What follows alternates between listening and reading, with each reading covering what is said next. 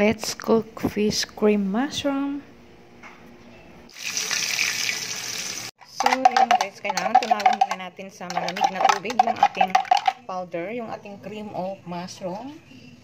Dahil mamumuo-muo po yan pagka dinediretso na natin sa ating gagawin na sauce. So, kailangan inaunaw muna natin sa ating malamig na tubig bago natin siya i-sticky sa ating gagawing sauce. So, syempre, wag natin dahan-dahanin.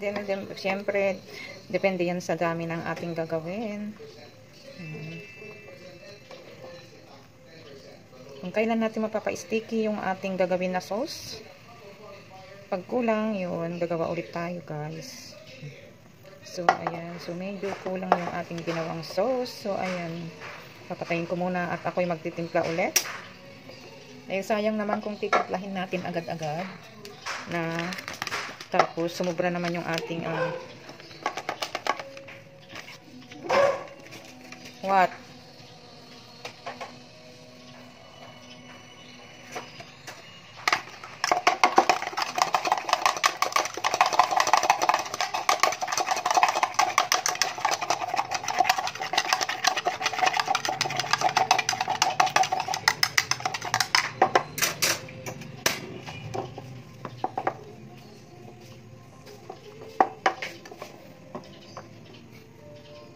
Honey?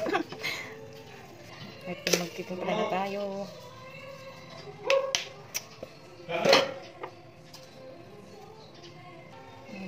Chicken powder na.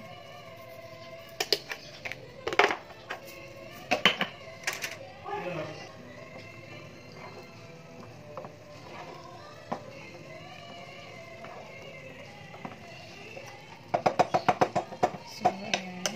Pag okay na yung timpla, tikman na natin.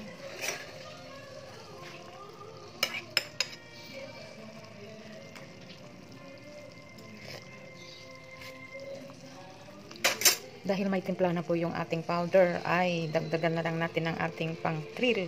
Ayan, nalagay na natin yung ating lemon juice. Siyempre, dahan-dahanan lang natin. At timplahan at tikman.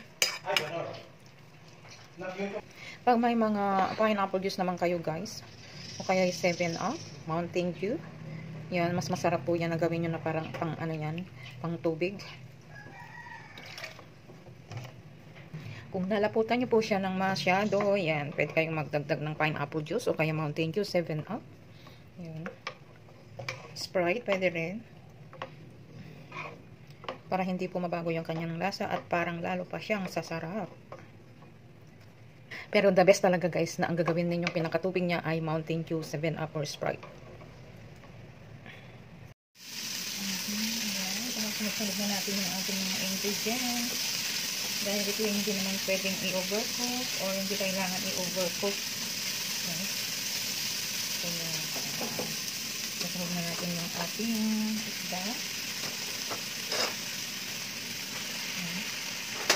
Para lang sa ating kunting sinahog, nagdagdag lang ako ng kunting sugar at saka black pepper at saka kunting patis para sa ating gulay na linagay para magkalasa din siya.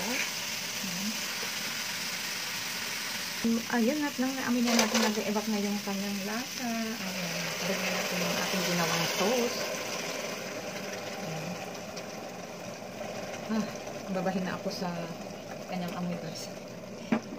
Sorry, kasi may sinusitis kasi tayo, guys, kaya mabaho man o mabango ang ating naaamoy, nababahin talaga tayo, kaya pasensya na, guys. So ayan, simmer lang natin siya ng 5 minutes para yung kanyang lasa ay masipsip sa ating isda. So ayan na yung ating cream fish mushroom. So thanks for watching. Please subscribe our YouTube channel. Thank you. There we use butter for the water.